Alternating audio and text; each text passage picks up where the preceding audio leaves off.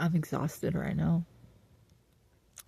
My brain is definitely not firing on all cylinders. I may sound a little inebriated, but I'm not. I don't drink. I don't do drugs. I'm just extremely tired. I did not sleep at all last night. I found myself in a situation that was very uncomfortable and I didn't feel completely safe. And I was beating myself up a little bit for putting myself in such a situation as a result of not really listening to my intuition. And I had my physical boundaries crossed and disrespected, and by a man. And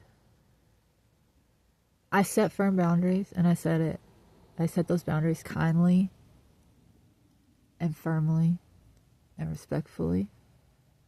You know, I maintained my own dignity, and I believe I allowed this person to also maintain his dignity by not laying into him or lambasting him, just saying this isn't appropriate, and now I'm going to be leaving.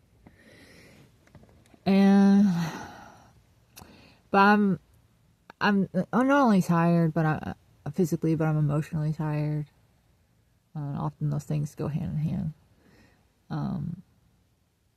But it's always a little disheartening or heartbreaking when you, in good faith, put yourself out there and are vulnerable with someone, and just kind and open and sharing and receptive, and that is misinterpreted, or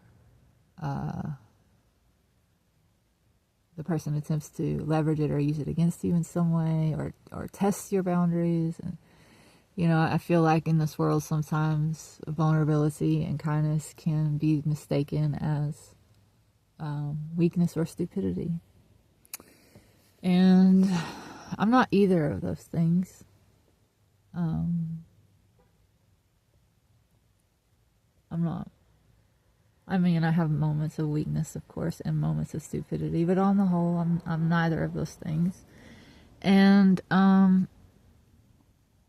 feel that and I think at the same time that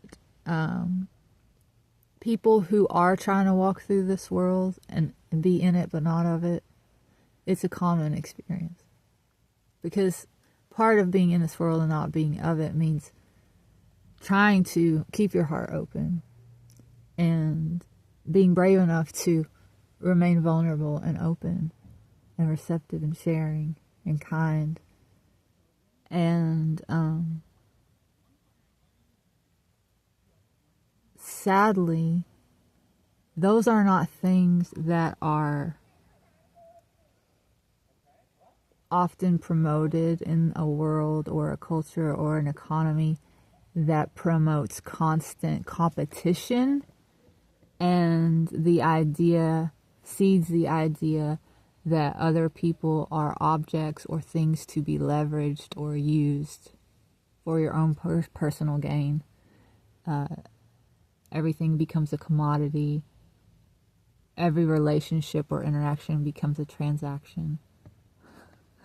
When you're trying not to live that way, you often encounter people who try to take advantage of that in some way. But you also find angels and good people, and God sent me one of those today too, and I'm very thankful for that.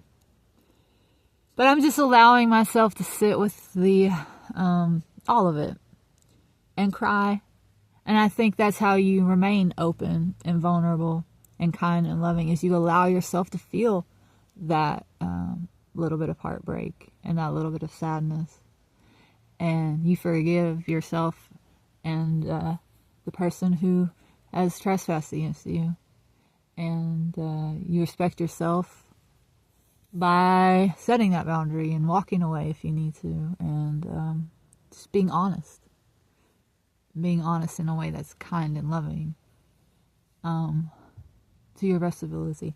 That's what I'm trying to do. So I was laying here crying, and just letting it go. Because I don't cry and I don't let it go. That's when your heart starts to harden, and that's when you become bitter, and that's when you start to look at other people like, I can't trust you, and maybe I should just look at you as something to be used, because I don't even see you as a person anymore. I see you as a threat. I don't want to see people that way. I want to see the reality, but I don't want to go through this world jaded and untrusting.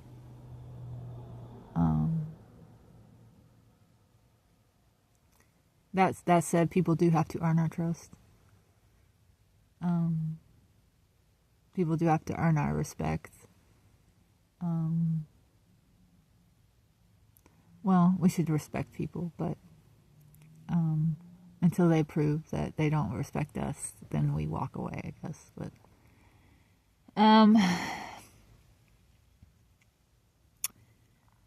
yeah. So if you can relate, I just want to say to you, keep your chin up. Cry if you need to. It's okay.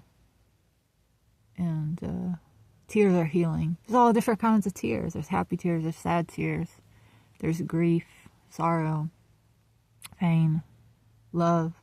Oh God, I love crying when I see something beautiful. That's the best kind of tears. But they're all healing. It's all a release. It's what's needed. It's a cleansing. Our tears cleanse us in the way that is needed at any given time. So don't ever be ashamed to cry. And don't ever forget that God's always with you and God's always listening. And cry out. God will send you help. God will send you angels. And God will send you the faith and the steadfastness that you need to remain on a path of trust and openness and vulnerability and love.